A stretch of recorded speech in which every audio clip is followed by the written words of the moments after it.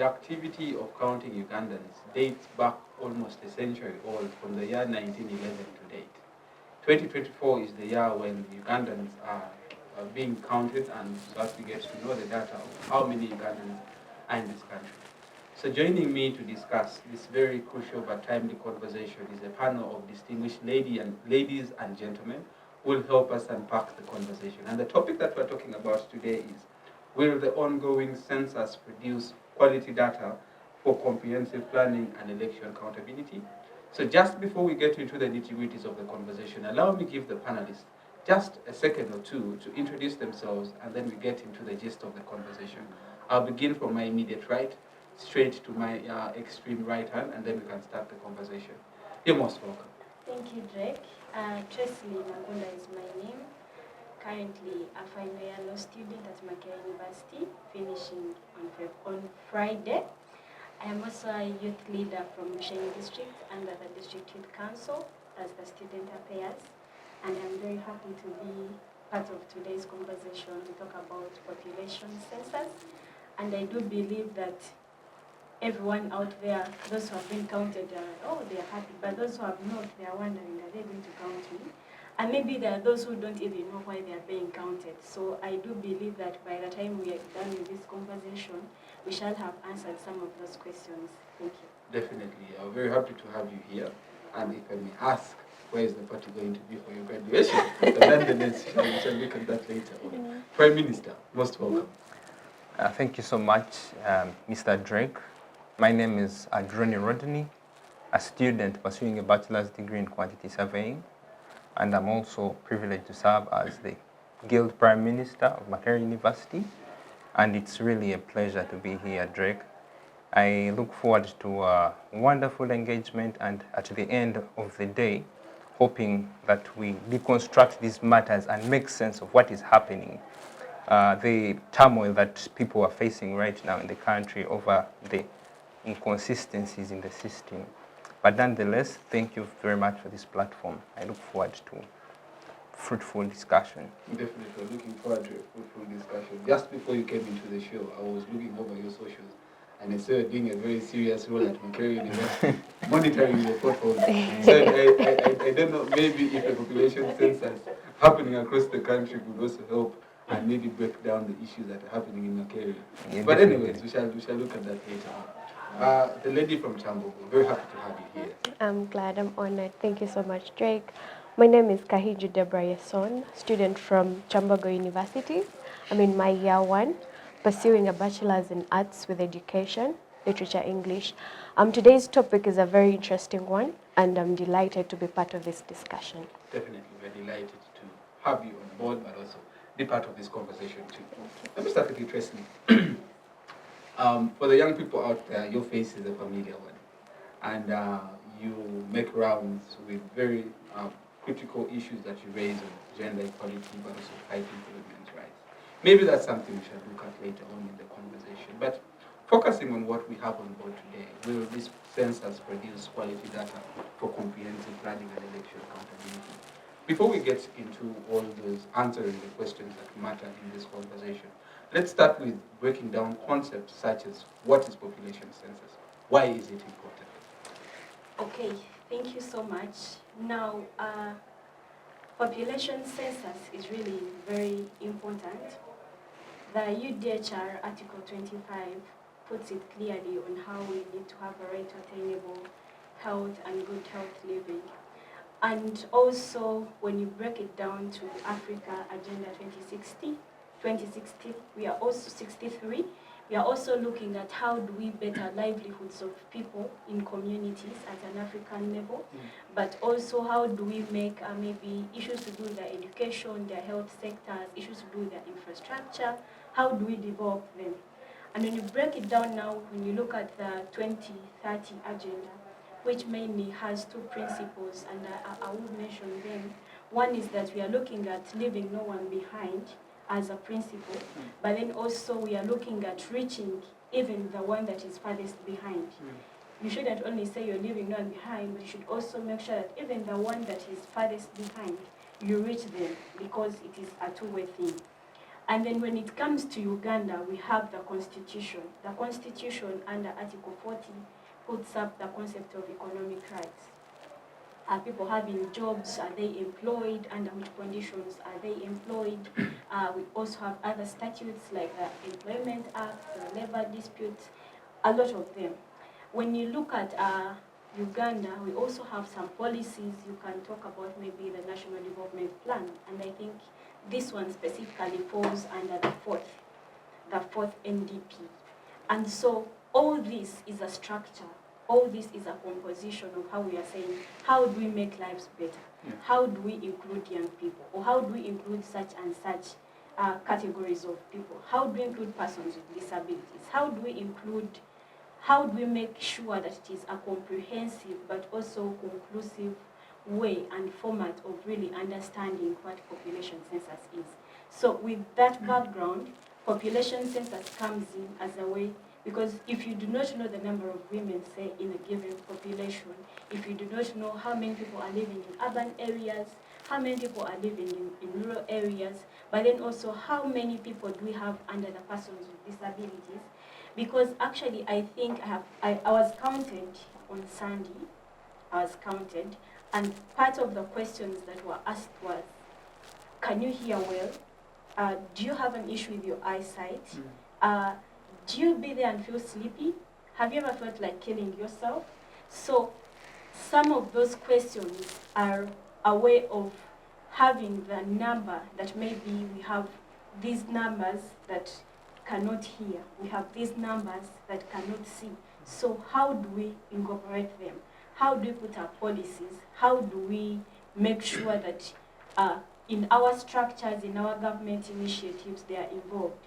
And so the reason as to why they say it matters to be counted is because if you're not counted, most probably is that you are left behind. You might not be represented as much as you think. But then also, maybe this will come in later on because I do feel that this population census mainly is zeroing on the principle that whoever is being interviewed is doing so in good faith. Yeah. And if you're not doing so in good faith, because, for example, if I was asked, have you been pregnant before, or are you pregnant now, or have you ever been pregnant? And if maybe I was pregnant before and I say no, there's no way they're ever going to know. If I was asked, do you have a national ID? They did not tell me, Tracy, can you bring it and show it to us? And yet I had it. Do you have a birth certificate? I had it, but I was never asked, can you produce it? I was never asked. So I had a choice to either say the truth or not. And so maybe to implore all of us that at least if they reach out to you, be able to say the truth, because it is real information that is going to save us and very many other young people. So population census basically is like a platform of how do we get to know what surrounds us, how do we get to know how we live, how do we get to know what challenges we face, how do we get to know which young people are unemployed. Because I was asked, are you employed? Definitely I was like, I'm not employed. So would you mind if maybe there is an initiative or program that could be able to help you? And it's like, no, I would really not mind. So I do believe that such questions are there to help the government align some of the different factors and solutions to the problems that we have. If, for example, it is mental health, if you have ever felt like killing yourself, then that means there needs to be more input in areas of suicide commission, in areas of mental health advocacy, and so much of them. So it is really important that population census, because this is the 6th time we're having it after independence for Uganda. We've had it over almost 10 years. And so it is very key that this one we are having this time is the first digitalized form that we are having. We've been having or the one where they have to move with books, you have to carry, the enumerators are moving from home. Perhaps you've moved to like villages, 10 houses, and you do not find anyone. But you have to keep moving on the sun with your book and everything. But then also to say that in as much as we might try to put the population census as the overall remedy, issues of where it does actually not reach everyone. Because I look through my flow at hostel, they would write with a piece of chalk, this one counted, they'll put your number. Then if you have not, they'll put no response. But I highly doubt that they'll actually come back to check on those who are not counted. Let me just hold you there. Thank you for that very wonderful discussion on what is population census and why is population census important. And in your discussion, you agree that it helps in aiding and formulating policies because you get to know who is disabled, how many young people in the country, how many women are in the country, and how can you make policies that are geared toward solving the problems of these various sectors or various persons in the country are facing. And something that you raised, which I think I'll now forward to my brother Rodney, is she says that this data helps the government plan for its citizenry. We have had population census in this country from the year 1911, and I'm going to predominantly focus on the current government now, but moving towards our discussion. The current government has been in power for almost 40 years, and those are approximately 3 or 4 censuses that has happened in their tenure in office. Have they really worked, or have they attained their goal? Every time they carry out this census, they get to know how many people are unemployed, they get to know how many people in this country. Do they make policies that solve those intricacies and problems and challenges that the various sectors in the economy are facing? Well, thank you so much for that question, Mr. Drake. Maybe just to reiterate what my sister Tracy Lynn has mentioned, that actually so many people out there are not aware that population census is just beyond the head count. And there are so many aspects that are being looked at. The demographic aspects, we are looking at socio-economic factors, we are looking at who is disabled, how many, what is the state of your housing, because it is a national population and housing census. So we are also looking at the state of the housing that people are actually living in. So there are various aspects that are being looked at. But now to answer what you've asked, is that have these population census really served their intended purposes? Now, in order to answer that question, we need to take a few steps back and be able to just go back to the population censuses that have been happening over the recent years. And the most previous one, that was the 2014 National Population Census. And then we need to be able to scrutinize the outcome of this election and be able to establish whether it has really served the intended purpose. Now, just like she mentioned, the population census is really meant to guide on the planning processes and general service delivery. And also important to note is that it is not only government that is using this information. This information is used by researchers, it is used by people in the academia, it is used by various people, even on the global spectrum. But if we are mainly narrowing it down to government, we need now to analyze, have we seen an improvement in service delivery? Have we had an improvement in the health sector? Have we had an improvement in the education system as would be the purpose of the population census? But then in my view, much as there might have been an improvement in many areas or aspects in the livelihoods of the Ugandans out there as a result of participating in the population census, I wouldn't say it has been drastic or it has been significant enough. Yes, because we are looking at people still complaining of inadequacy in health facilities. People are still looking at the education system. We're having fewer schools. How many schools have been constructed from the previous population census to today? Those are things that we are looking at. How many people have gotten meaningful employment as a result of us having these statistics? But I also believe it has so much to do with the quality of data, because the quality of data as well influences the outcome or influences the impact of these statistics on the planning processes by government. And if we are looking at quality data, because trash in, trash out, if we've studied ICT, you know, garbage in, garbage out. So we are looking at the quality of data because that has a profound impact or effect on actually the planning processes. Now, in my view, what would really constitute of quality data would rotate mainly around 3 aspects. The first one being what data is being collected. what data are these people really collecting, the numerators? Secondly, how is this data being collected? Is it efficient? Is it effective? How is it being collected? But then we can also look at the aspect of where or even at what time is it being collected. So if I may now look at what type of data is being collected, my sister here has mentioned actually what constitutes of a population census, the different aspects that are being considered. And these are actually what influence the type of questions that are being asked.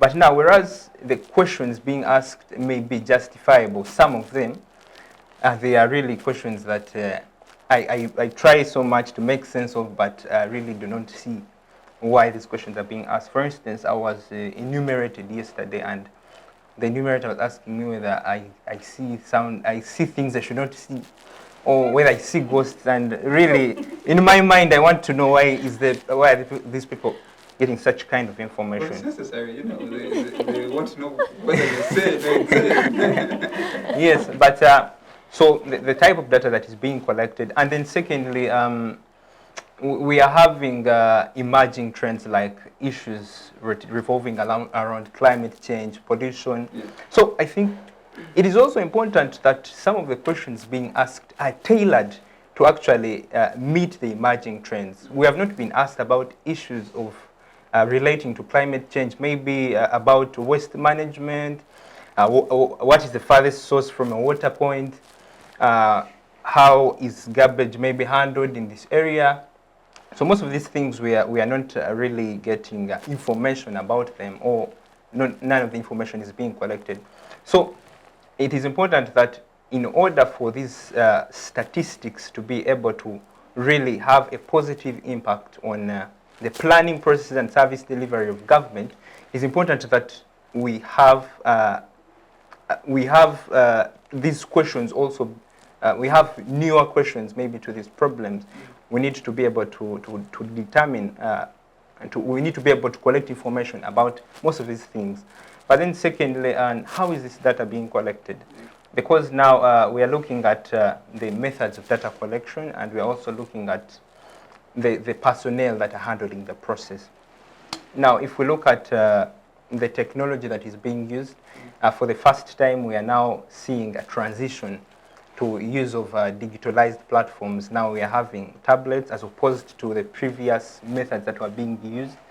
And we are looking at now people switching to tablets, which in my view, we are going to have more efficient ways of collecting this data.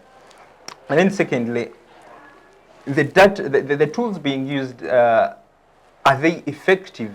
For instance, in the news, it is becoming public knowledge that there are so many faults in these systems. Many of the tablets are not as functional as they should be, and this has had an effect on the quality of data that is being collected.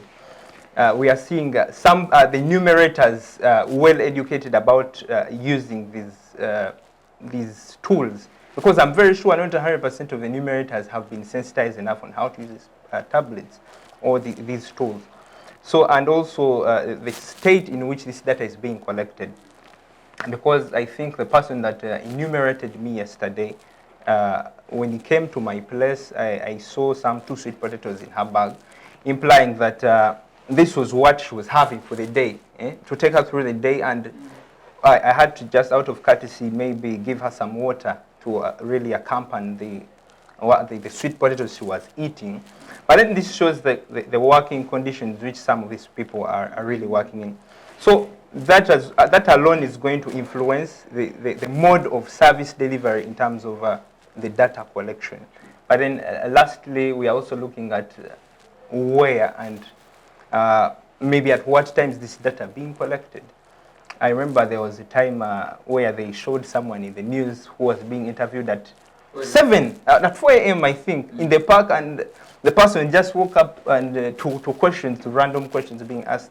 So how do you expect? The person was actually in the bar, and I don't know if the person was intoxicating the same. So that all speaks to the quality of the data being collected. Yes. So now, if we look at the quality of data being collected through these processes and through these various means, it will also now speak to whether this data is going to be accurate or it's going to be of good quality to actually speak to the actual needs of the population.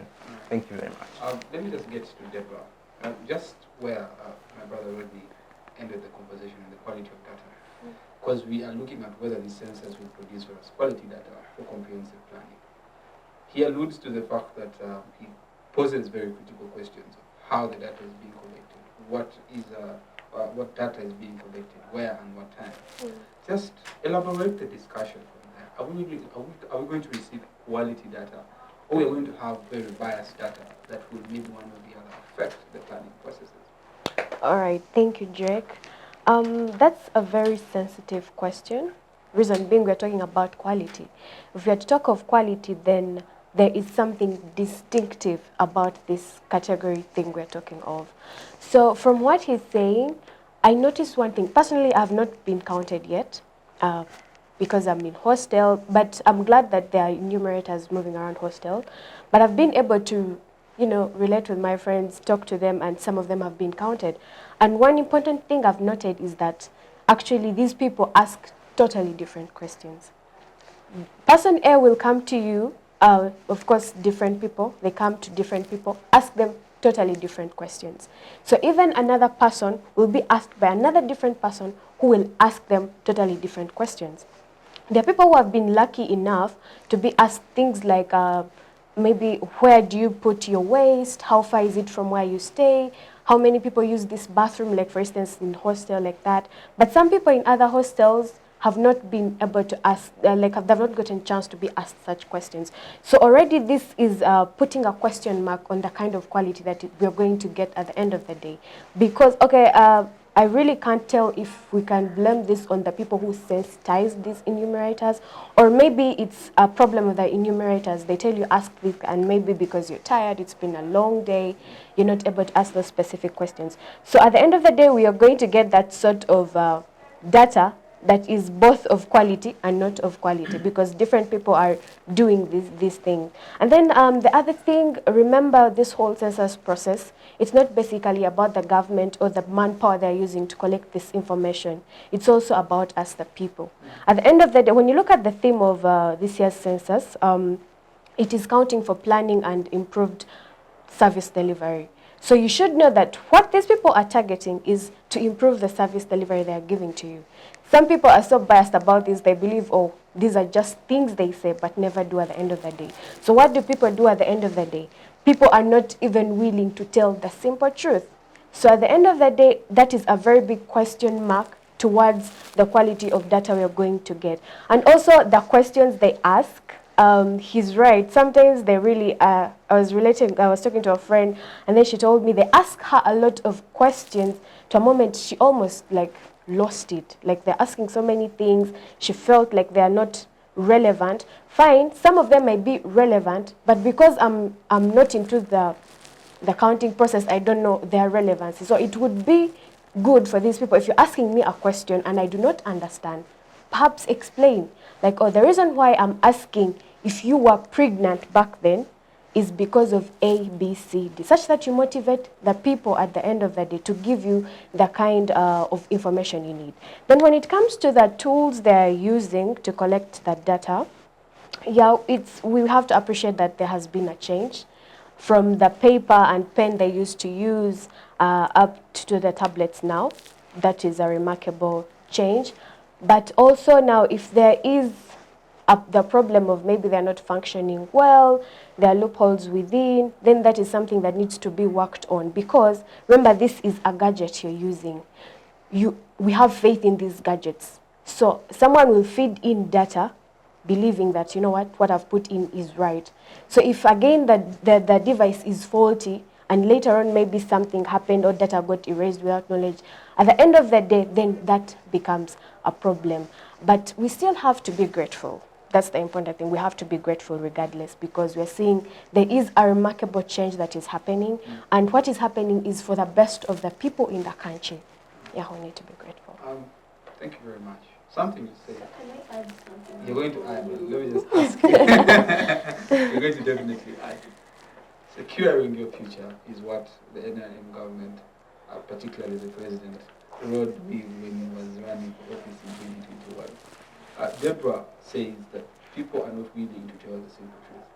Not willing to tell the simple truth because they feel that the government has not delivered on their promises that they have for very many years promised to give Uganda.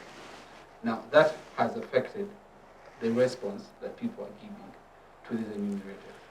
So one question, then you come to you. One question: have Ugandans really been prepared for this exercise?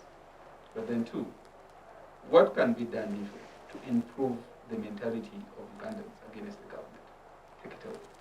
You can start there. Okay, so I wanted to pitch in on something she mentioned on the kind of information that is being asked. Personally, I do think, okay, these enumerators have a guideline of the questions they're supposed to really ask you. So if someone really asks you how far are the Wests, because I was never asked that. And I do believe that, because I was actually reading with that guy, I told him I have to see the question. That's why I over-asked him. When he would tick, I'm like, no, you've not asked me that one. And then I read and find maybe it is related to if I was a widow or widower, something like that. And I'm like, hey, okay, now that one, we can skip that one. But what happens where I cannot read, or what happens where I cannot speak? Where I stay, most of the people have come in Uganda to learn English. And majority of them don't know English yet because they have just come to learn it. And the enumerators, either here in Central, use Luganda or English. What happens to them? Because if you knock in a room and they are like two, they do not know English, then most likely you're not going to count them, or you're going to get wrong information and fill in. But then also to say that she mentioned another thing, that the places maybe where they ask you from, sometimes you're tired, sometimes you don't even have time for them, sometimes you're in a rush, and then there are actually 180 questions. You have to answer 180 questions. And you know what that means? Patience. Question, yes. Have you ever traveled outside? Yes, I have traveled. Where to? You have to mention the place. When was that? You have to mention that. When did you return? And you're like, God, like parents say, as if it is a spy chain on you. Someone really wants to know what were you doing there, when did you go there, why did you go there. So this also positions the question of confidentiality, that this information we are giving in, is it really, is it going to be confidential information, or is it going, can I be there tomorrow and see someone pinning Treslin is HIV positive because I answered that maybe I have this and this disease. And so if people do not understand that sensitization of, if I say I am HIV positive, maybe look at, for example, in hostels. If there's a campus girl who is pretty, she has HIV, and the person enumerating is some cool guy, handsome, most likely she will not say she's HIV positive. Because maybe she'll be like, how will this guy think? How would this guy say that I am HIV positive? So, now to your question, I do think that, I think in around 2011 in South Africa, their population census, when you look at the time frame that we've been given, 10 days, honestly, I don't think that they can count people in 10 days. South Africa has a scope of 20 days. But it's and a bigger sometimes country. plus. But then also, this is how it's done. They have enumeration areas. You know, this is an area where you're supposed to go to be counted. But for Uganda, we are going door to door, door to door, door to door. The old school version. Meaning that if you move in 10 homes and it is worse in villages where you have to move on a mountain, then go to another mountain, and the money paid really is not like it is a lot of money. And you don't have, your allowances are not given to you. And this was a process that last year UBOS clearly stated that they are having a few challenges with computers, that they are working on them, and by this year things would be better. So if by this year 2024, in May, we're having population census, but now internet, we've had an issue that East African internet is trying to slow down, stuff like that. it is very disheartening for you boys now to use it as an excuse that this is a challenge of internet, that it's been okay, but East Africans generally we're having this issue and challenge, which to me really does not make sense. So I think that even when they think of sensitizing, because I think I've seen someone who was killed, an enumerator that was killed. I've seen an enumerator whose gadget was stolen. I have seen an enumerator who probably what they were taught they forgot, because most of them are backists, most of them are people who are trying to say, can we get something? We have time now, can we? Most of university students actually apply to be enumerators. So can we have something small for now as we wait maybe, you know? And I do think that all those mechanisms, shouldn't be entirely about training the enumerators. You must look at the people, the receiving end, because in the long run, it is not the enumerators that really do matter. It is the information from the people that we need. And if we don't get the right information, then it becomes problematic. Now, when you talk about securing our future, I do think that this issue with Uganda Uganda is a developing country, first of all. Secondly, is that we are looking at progressive journey, that we have very many challenges. For example, even some of the computers were donated by the United Nations Population Fund. And these computers are now being stolen by people who think they can earn money from them. Or you lose your life, like your security is not guaranteed and granted while you do these jobs. While you move from home to home, you're going to find a home which has very hostile people, and maybe they will not even allow you to come to their home. Or maybe some of them have their religious. I remember at that time when they had brought things of national identity registration, the nearer things of Endangamuntu. People are like, no, if they count you, it is demonic. They are going to use your information for underground things. Those stereotypes and those myths and beliefs have not been erased free from the public. That is why we're asking. And I do think... Have they been prepared for this? Were they ready for this exercise? Did UBOS do enough? I do think that UBOS, because I think this is the first time that this program, Uganda actually, the government has given it full support. 91% is almost full support. And if that full support is not actually being seen in what is being done, because people do not, I was never asked, Tracy, what is your say on maybe population? And I do believe if I was asked, maybe if I had the right information, we are the same people that take this information back to Arua, where Adroni comes from, back to Shane. But the mere fact that we also just waited for the questions, things that are going to be asked to us, there is no way that would help others. So it seemed to be a circle of UBOS and enumerators, and then maybe a few of who is giving us these gadgets, who is the district personnel on this, because they are trying to use town clerks, they are trying to use sub-county chiefs. But then, look, we have a very big scope. So I do think that the government has not actually done enough. And because they have not done enough, most likely the information that we get is not going to be really efficient information. But then progressively, it is always a journey of hope. It is always a journey of, you know, if you feel, there are also other policies that really have come up, not necessarily because of population and stuff like that, that you can later chip in supplementary policies where you feel you're less represented, you can chip in those policies later. So partly, I do blame you, boss, for not really doing the necessary steps that it must have done, because you can't be telling us in May right now that actually some districts enumerators have not yet appeared. Enumerators have not yet, and it's very sad. Rodney, let's just, maybe before we go into the break and building the from all the discussions you guys are making to tonight's conversation, there seems to be a negative tone towards the exercise that is ongoing.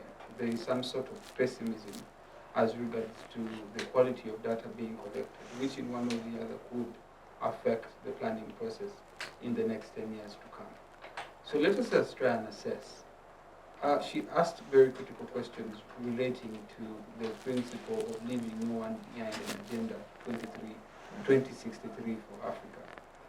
How is this going to help Ugandans? Looking at education, looking at health, general service delivery. Shall the data that will be collected, because from the tone that I get in the conversation, it's a negative one. Shall we be in position to plan accordingly, considering that the data that will be collected may not be accurate? Though it shouldn't anyway be extremely accurate, but somewhat accurate. Get us away.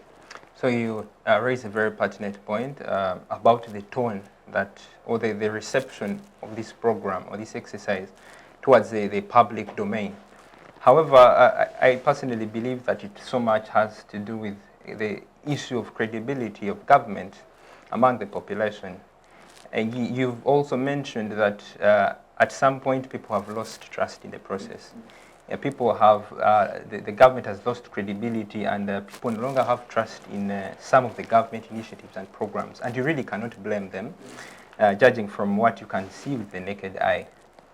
So it creates a negative connotation on most of these initiatives and most of these exercises amongst the significant majority of the public. So this will create a danger that people are not going to take this process very seriously. Yeah. Well, people are not going to be very intentional. People are not going to be willing to disclose information because at the end of the day, they don't even feel they are going to be helped in any way, which is not true. But then we are having a danger that we are going to have an undercount of a sort. You get, we're going to have people not being counted because maybe some are deliberately dodging the process, or some don't even mind. You get. Let me just interject and bring a very humorous tone to the conversation. Someone on social media was like, why don't we just start from at the border of Uganda to Rwanda? Someone says one, the next person says two, and then we complete in Bosnia. Yes. Yes. So the issue with credibility and mindset shift. How are people going to be convinced that really this planning is for them and it actually benefits them? And the statistics do really matter. They do really matter. And also from what she said about confidentiality, I think this is a very crucial point that should really not go untapped. Because you see, maybe the law students would really confirm what I'm saying, but there should be a code, there should be an oath that these people say, the numerators, about keeping this information confidential, about people's maybe HIV status and things as such. However, we are in a process whereby people are not actually secure about giving their information. Maybe they're not sure whether this information is going to be kept confidential. Yeah. So it also creates a danger that someone is not going to disclose the actual information. So there should be a provision for one enumerator to firstly, before even asking me any question, they should be in position to make me believe that this process, no one is going to know this information, and no one is going to hear this anywhere else apart from the discourse that you're having between me and you. So there is a lot for government to really do in shaping perspective and rather coming up with a mindset shift. But then maybe to answer your question is that, and then maybe even before I go to the question, is that she has mentioned about how prepared government has been to handle this exercise. We well know that population census takes a time frame of about 10 years before we can have another population census. So those are 10 years of, I wouldn't call them 10 years of preparation, but census planning can even come in 2 or 3 years to the actual field exercise. But if we are seeing so many inconsistencies that in the process, meaning that there hasn't been really enough preparation on the side of government. And by government, I mean the inline minister, the line minister, and UBOS as a government agency. Not a lot has been done, even in terms of sensitization of the masses. We haven't had really those sensitization campaigns in the news bulletin. I'm sure those are things that that would have been reported, that we would have been aware of, but I've not had any of such exercises, meaning that they were not really prepared for this exercise, and a lot really has to be changed. But then looking at leaving no one behind, and whether the data being collected is actually transitioning us towards that direction. Well, she mentioned that there should always be hope. And you really cannot compare an economy like Uganda to the more developed economies where census is, where people do not even need enumerators to approach them. People have platforms where they submit their data in their homes without even having people to come and enumerate them in their homes. But in an economy like Uganda, where we are shifting, maybe where we are transitioning to more of digitalized platforms, I think that there is hope for us, and there is room for us to do better. And then in terms of statistics being collected, there's still a question mark, really. I cannot... it can't be perfect. Yeah, it can't be perfect, and but there are still very many gaps which would really raise the credibility of the information that is being collected, and as to whether it can actually deliver to the legitimate expectation of people expecting to benefit from this process. But we should really see an improvement in service delivery. We should be in position to see an improvement in the health services, because I wouldn't want to believe that population census, because this is the first population census I've taken part of, and I can make sense of it. The last one in 2014, I didn't even know whether there was a population census at the time. But there was an excitement that came with this population census, because I was able to demystify maybe the importance of this population census, how it is going to benefit, how my statistic matters. My statistics matter.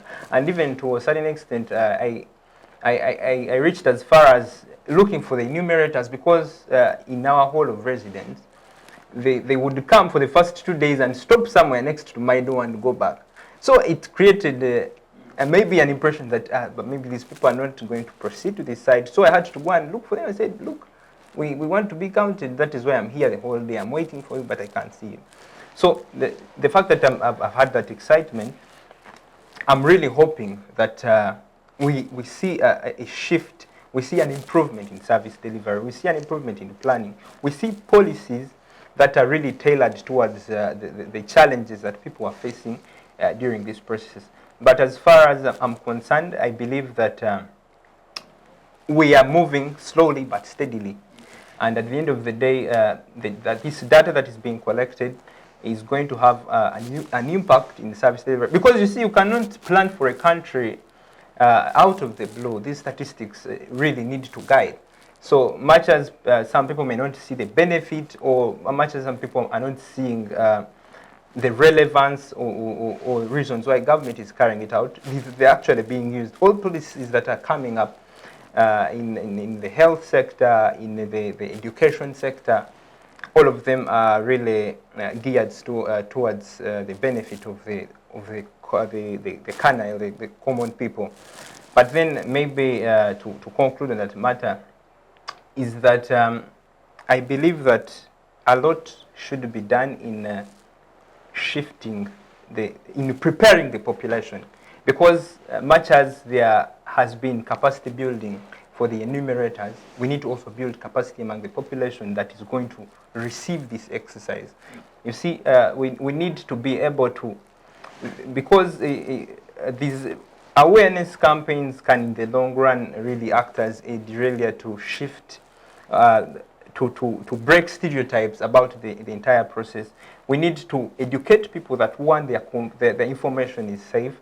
We need to be in position to let people know that these statistics are being collected for these reasons, these particular reasons. I am asking you whether you're seeing ghosts at night, because I want to know whether this particular aspect in your life is okay or not. You get?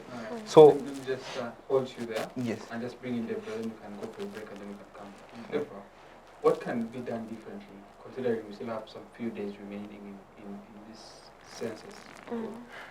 what can the enumerators or UBOS do differently in seeing that we at least strive for attaining quality data?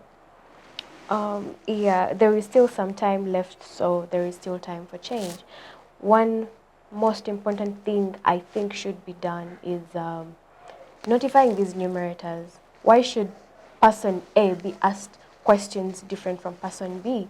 Like she said, there is a list they follow. When she said that, I got a question in my mind. If you have a list, then how come person A had different questions asked and B had different questions?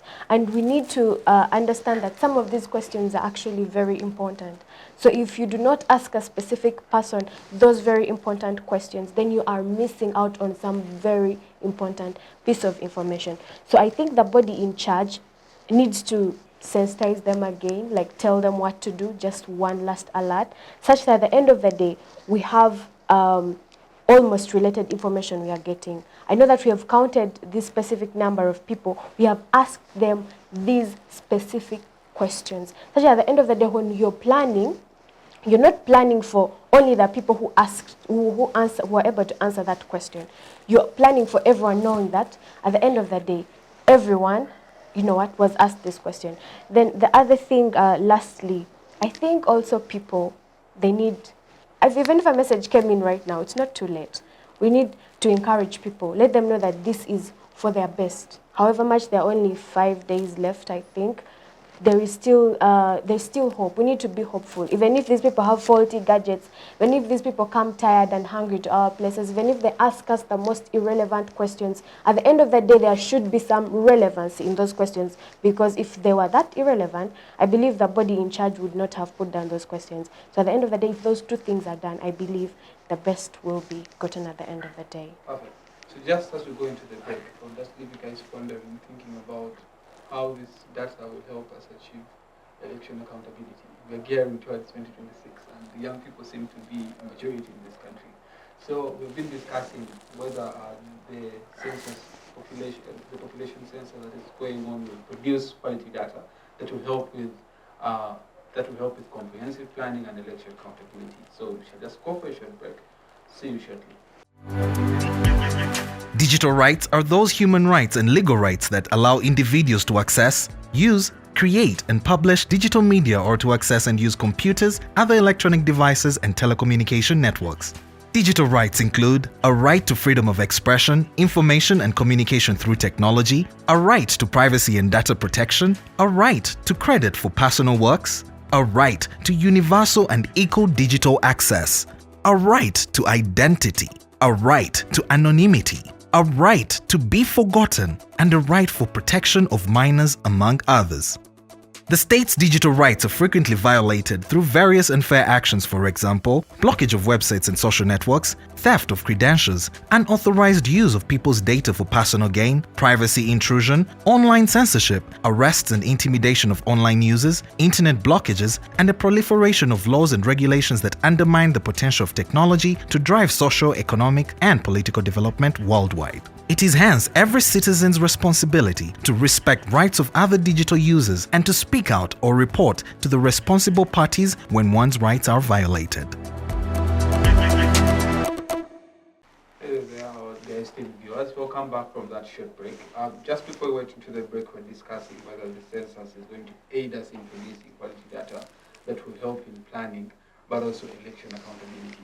In this half of the show, I want us to focus on election accountability. Uganda, ever since it was announced a democratic state, we have had a couple of issues relating to election results, but people have raised issues to do with election staffing, rigging, among others. But this particular election that we're heading towards, the one of 2026, seems to be very exciting. The fact that the population is majorly young people, excited young people who want to be part of the election cycle. So let me start with you, Tresley.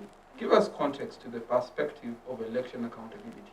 But how crucial is this population census in regards to providing us with that accountability in elections? So, election accountability, maybe to note, I have seen that these gadgets being used in population census, that they are intended to be used even in election processes when 2026-2025 comes. So to start off with a question of broadly accountability, we are really having a challenge with accountability. Even if you pitch outside the population census or the election bit, accountability has really been a problem in this country. People are not being held accountable, but even those who have been brought to light, they're not being punished. There's no way of advising and encouraging other people that don't do this. If you do this, this is what will happen to you. For example, I think it is China, if I'm not mistaken. Okay, there is a country where if they get you corrupt, they kill you because you're misusing funds. Even your family is put at a reputation disgrace because of you as an individual. And people do hold their family reputation in very high regard. Now, the number of people is that it increases year in, year out. In 1969, when they had the first population census, I'm counting maybe from after independence, the population was 9.5. In 1980, the population was 12.5. Okay, 12.5 plus some other small digits. In 1991, the population went to 12 million. In 2002, the population went to 24 million. Now, the most previous one, the population went to 34.2 something million. What does this show? That population increases. In this time we are in, I believe the population will go beyond 40 million plus. So that means that, and the country is the same Uganda, demarcated in the same structures that the British said Uganda passes here, Busia, Uganda passes here, Kabade, and that is what we have as Uganda. So what does this mean? That one, we have a very big population on a similar setting, on a similar portion of land. And that means that the population, while it is growing, more people are engaging in environment, in employment, in education, in politics specifically. Most of us here, maybe you and Adronit, the ones that I really know well, the concept of political contribution, especially with the young people, is very, very, very important because your voice matters. But the question is it that every voice, is it that every time you speak up, is it that what you've spoken out would actually be listened to? So in as much as we're having, of course the statistics will come out, and good thing we are using this online. In 2 months, they will tell you, at least this is a projection of the number of young people, this is a projection of the number of women, this is a projection of every category of people. But I still do think that it shouldn't entirely stop at projections in terms of numbers. Is it effective? Is it effective in their quantity? If we are saying youth, we are 70%, like we've sung day in, day out. Is that 70% or is that 75% seen? Can we have one voice as young people? But also you don't forget the fact that as Uganda, we are in a multi-party dispensation system of governance, and then that attributes the fact that NRM, NUB, FDC, and UPC, every party that you really want to. At the end of it all, it might be a question of the young people, but also the question of people choosing to identify with colors. And if people choose to identify with colors, then we lose the debate of it is a young people push. Maybe for universities where you have had like UCU non-partisan, I think it is easier for you to do that. But I still do think that while we talk about population census in connection with accountability, is that the number of young people that maybe would have been counted should take it upon themselves to make sure that they actively do participate and hold leaders accountable. The Constitution under Article 38, you can hold your leaders accountable, but also very many contributing factors, I must say, Treslin as factors of economic issues, social issues, and political issues. Most of us young people, we always feel like we are vulnerable and we are at a disadvantaged place. If maybe they're saying Speaker of Parliament is in this saga, most likely is you see young people not show up because maybe they think tomorrow they might need to go to the speaker and get something. And the question of poverty, the question of searching for a better livelihood still draws us back down in taking on aspects of accountability. But I do still think that accountability should be an individual analysis. Start with yourself. Are you actually accountable? And you know, we always think that accountability should come with when you're given 10 million, when you're given 30 million, when you have millions to run. But I do think that we have not been grown up in a spirit of accountability. That today, if you leave home and go to school, tell your parents, I have reached, have done this and this. Feedback is important because feedback helps in people accepting or actually realizing that this and this was done, but this was not done. But if people actually do proceed to have these issues, and for example, a country like Uganda, where corruption, even at a domestic level, has not been really followed up, to those who might think that they are the juntas, maybe we shall have issues of sanctions coming in, like you're saying. We shall have issues of sovereignty being interfered with.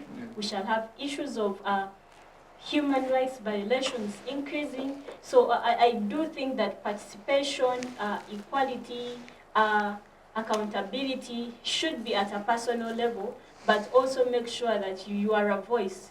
If you are in a village and then, because actually it is very embarrassing that you find the young people are the ones involved in those anti-social practices. You find the young people are the ones beating another person because the person does not support them, really? And then what is the importance of the numbers? Are we really counting the numbers, or is it just because I am in a yellow shirt? Is it because I'm in a red shirt? So in as much as you have an attribution of your political parties, some actually do not have political parties, show up in those spaces, take on positions, but use the positions to do something. Because at the end of it all, it is about what you have done, not the position you held. People will not remember you because you were, and I always tell people that 10 years from now, Drake, if you maybe you are no longer working here at Civic Space, I should be able to remember that there is a conversation I had, and it was about population census, and it was with who? With Drake. But if you live and then 10 years from now, I'm going to be like, where did I meet Drake? And you literally cannot remember any conversation you had with Drake.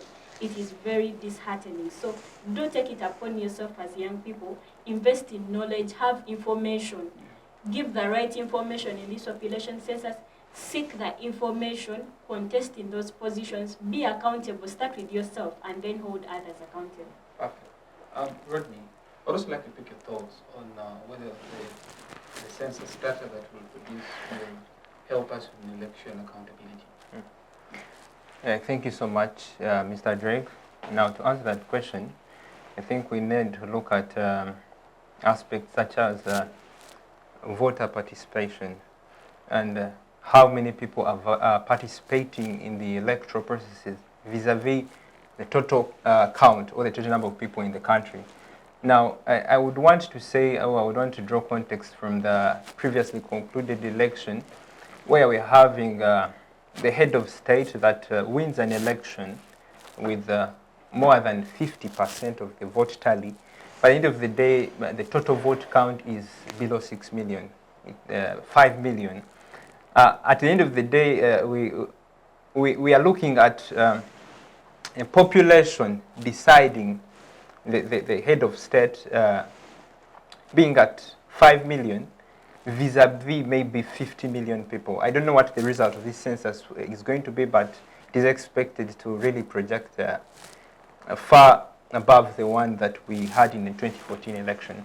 So, 2021 election, yes. So, now we need to look at whether government is prepared to put in place measures to actually increase participation. Because if you look at the vote tally, less than 10 million people really participate in voting. But we have so many people out there, as the statistics may actually be able to portray, but they do not have an equal opportunity to participate in voting. Recently, there was a communication from the Electoral Commission that this time they're planning to see how best people without national IDs can also be fully engaged to participate in all these electoral processes. So it speaks to the fact that every person should have, every eligible person to vote should have an equal opportunity to participate in the voting. And then these statistics should also help us to determine how best we can increase participation. Can we really, much as it may seem impossible or may seemingly look far-fetched, but can we increase maybe participation rates to about 50% of the population? So I believe that is a question that should be answered in relation to electoral accountability. But then secondly, I also believe that these statistics should also be a basis upon which we create maybe new electoral districts. Because in the previous election, we had new constituencies coming up, these electoral districts or electoral mappings. But upon what basis were these new constituencies created? Because in my view, if we have statistics coming out before an electoral period, it can actually inform the mechanisms through which government can actually based on to come up with maybe maybe these new these constituencies, which should have been which is something that should have been done in the previous election.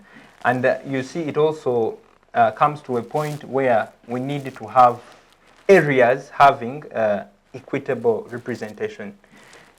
When we have these statistics about the demographics, the demographic makeup of the population, maybe the age, maybe the religion, and all these other aspects, it can really inform on how best we can make these groupings such that we don't have areas that are overrepresented and we don't have areas that are underrepresented.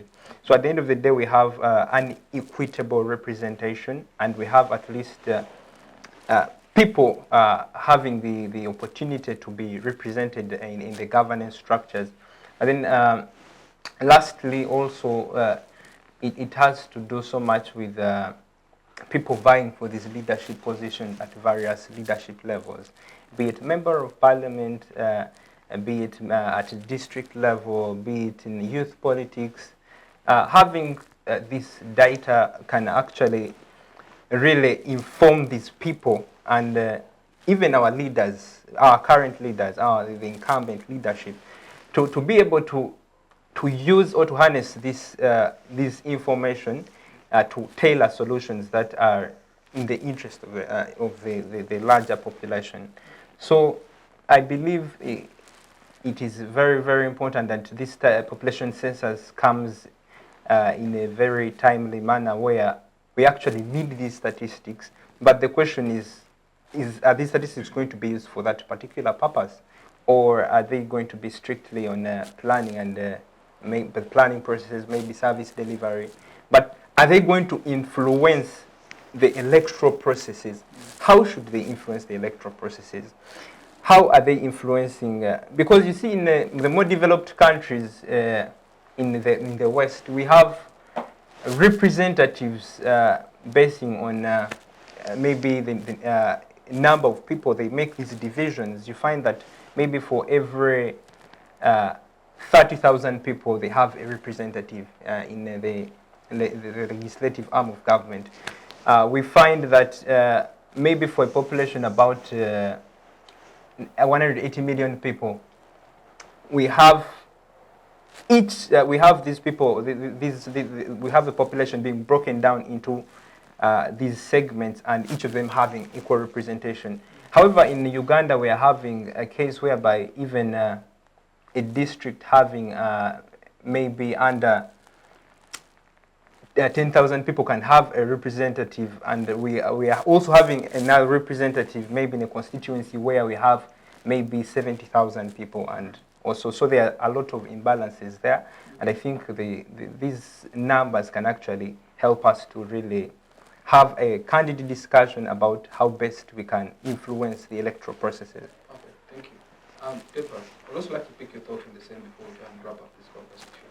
Whether we think the census data will help us in the election accountability campaign basis. Okay, he said something very important.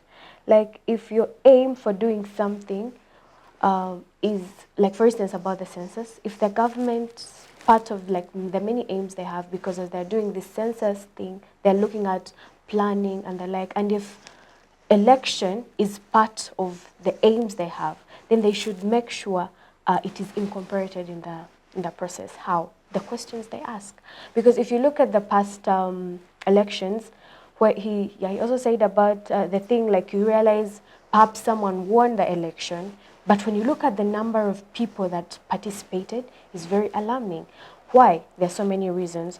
One of them is the fact that there are some people who aren't able to vote, not because they don't want, but because, for instance, you say the polling stations are maybe very far. So this old woman desperately wants to vote, but it is, the polling station is very far. So what do they do at the end of the day? They just give up. And the other thing you find, they have assigned a specific polling station. People come to the station. What happens? Ballots take forever to come. There are no people who are supposed to run the exercise. So if the government wants this census activity to be helpful to them in the coming election, they should make sure that among the questions they're asking the people, it does not stop on how old are you married, how many children do you have, but they should also ask things like, did you participate in the last election? If yes, how did it go? Were you pleased? What were the things that went wrong? If the answer is no, then they should go ahead to ask why. Such that at the end of the day, you get to realize that there are challenges within society, and these challenges need to be addressed. So when government gets to know of these specific challenges, it means they will use this time that is left to the election to iron out those challenges. That will be very helpful to the government to widen the scope of people that are participating in the election process at the end of the day, because you find there are people who do not want to vote because they have lost faith in government. But if someone has genuinely lost hope in government, I'm sure if an enumerator asked them that question, they would gladly tell them. And then at the end of the day, this enumerator will be able to take back this information. And from, like I said, I've not been counted, so I can't really tell. But from the friends I have interacted with, no one has told me about that. They've told me all the questions that I've asked them, but no one has told me that they've been asked anything in regard to elections. I don't know how about you guys. But if that is really the case, that they're not asking, then it is really unfortunate. Government can't sit back and be like, oh, we're just going to use these statistics, the number we have to help us in the election. Because even back then, you knew that Uganda had over 40 million people, but only for maybe only 20 million turned up. What about the remaining 20? Where did they go? You counting them does not make them come to the polling station. So at the end of the day, come the next census, if you have many objectives, many aims that you're looking forward to get from one specific activity, make sure you incorporate all those things that you want to get from it. If there are very many aims, let everything be represented. At the end of the day, I believe if it was done this way, then it would be very of help to them. But for now, I can't really tell. Let me just start with the gentleman, then I'll go to the lady on way forward and what you think needs to be done better moving forward. Yes, so moving forward, I think it is a question of preparedness. I mean, we have a whole 10 years to prepare for the next election. And maybe with... Not election, but... I mean the population census. We have a whole... Speaking of election, I have one in 10 years from now. But regardless, we have 10 years to the census, the next census.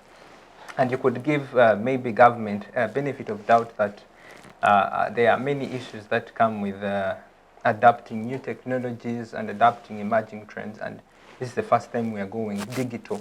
So you expect such glitches to be there, however, not with the magnitude that we've seen, the inconsistencies in this election. A lot would have been done better. Census. Census. So a lot would have been really done better. But moving forward, I think we need to now answer the question of preparedness, and we also need to hold these people accountable. You boss, I mean the line minister, what has she been doing all this time? Because we have a planning period for the census, and a lot of these things have to be, a lot of these inconsistencies have to be ironed out at that particular level. So but then secondly, we also need to look at how we're going to prepare the masses for the next population census, because we've seen that many people are not welcoming the exercise in its totality. Yes, and we're having very many issues of people resenting or rescinding these enumerators from accessing their maybe live they're accessing their homes to ask them these questions. Some are being killed. Some Really? are yes. There are people, very many people that the enumerators that have lost their lives in this election process. May their souls rest in peace. But you really love about the election. I'm very, very sorry. He's But ready by election. yes, but as a wrap up. yes, but we need to prepare the population by building capacity among the masses and doing it as early as possible. We don't need to wait for about a month or two to start sensitizing people about the importance of a population census. So we need to start right away. Maybe about 1 or 2 years before the census, we need to start sensitizing people because we know the importance of these numbers. All right, thank you. Let me just get to Deborah. Way forward in like a minute or so. Okay. One thing we all need to know as Ugandans is that this is our country. It's our country, and it largely stands because we stand. So however much there are so many loopholes that we have noticed, we have the power, we can do it. If they have said stay home to be counted and you feel like, oh God, it's like you're wasting a lot of time, just know you're doing it for your own good. And remember, there are so many challenges we can't just talk away, things that won't change. Like for instance, now with the aspect of door to door, like there are places, they're hard to reach homes in villages. You find someone's home is behind another person's home, you can't just see it. So as a citizen of Uganda who loves your country, you should be able to tell this enumerator, you know what, there is my neighbor who actually does not have a way to their home, but you can get you can get to them. So at the end of the day, we have the kind of quality we need of the data, and also we don't need to lose hope, and also we don't have to be people who are always there to criticize the government, because it will never end. If you decide to criticize, you keep on criticizing and you do not look at the good side, because at the end of the day, there may be loopholes in the system, but there are also good things. We've noticed the changes, we need to appreciate those changes. You realize the way census was carried out last time, it is not the way it is. So we should be there to actually protect these enumerators, not to kill them, because what they are doing is for our own good. We should be there to listen to them, give them the information they need. Where you don't understand, ask. And also as enumerator, you're not a person who is out of this, because at the end of the day, you're also a Ugandan. Be cooperative as well. Someone asks, why are you asking me this? Be kind enough to make them understand however tired you are. At the end of the day, for us to put hope in the government, it starts with us. We don't have to lose that kind of hope regardless of what happens. Wow, thank you. Presley. Yes, so conclusively, I would say that population and housing census is one of those programs, or is one of those events that deals with the smallest unit of structure in society, and that is to start with family. And all of us belong to families. All of us belong to settings where we really attribute ourselves to. So the question should be, especially for us young people, should be, what is my role in this? Is it a government issue? Is it an enumerator issue? Do I have a role that I can play? Just like Adroni put in his energy to go and look for these enumerators, to tell them, look, come and count us. Do you have a role to play? If your neighbor cannot speak and you know the enumerator maybe is not aware, do you have a role to play? If you are a person in the religious sector, do you have a role to play? Because at the end of it all, we need religious leaders on board, we need cultural leaders on board, we need university students on board, we need government agencies, we need politicians, we need everyone really on board. I might not believe in politicians, but I believe in a priest at church. I might not believe in a priest at church, but I believe in a cultural leader. So I do think that this is a movement that we effortlessly should contribute to. And it is that contribution that you make that is going to make things better. And lastly, maybe always take on the initiative to know the information and have the right information. Only then can you change things in society, and only then can you guide people to the right direction. You might have wrong information and you misguide people and they're like, no. You find instead of motivating them, they're actually discouraged to even show up. And lastly, someone already says that that these election boxes, what are they called? I've forgotten the name. Ballot boxes will always reach your village. But services usually don't reach there. But somehow the ballot boxes get the energy to reach there. So if these enumerators do show up, give them the information, but also remind them to take feedback, that it shouldn't actually stop on you asking me if I'm unemployed. 10 years or 5 years when you come back, I should be in a better position than I was last time. I shouldn't be worse. And I do appreciate the fact that most of these enumerators really, they are giving you to a locality where you belong.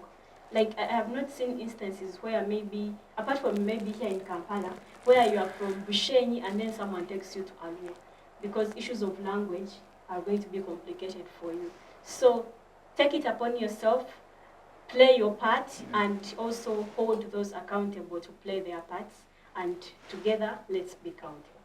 Thank you. You've heard it there from the panelists. Together, let's be counted. It matters that you're counted.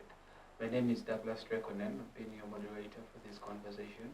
See you next week, same time, same place. Bye-bye.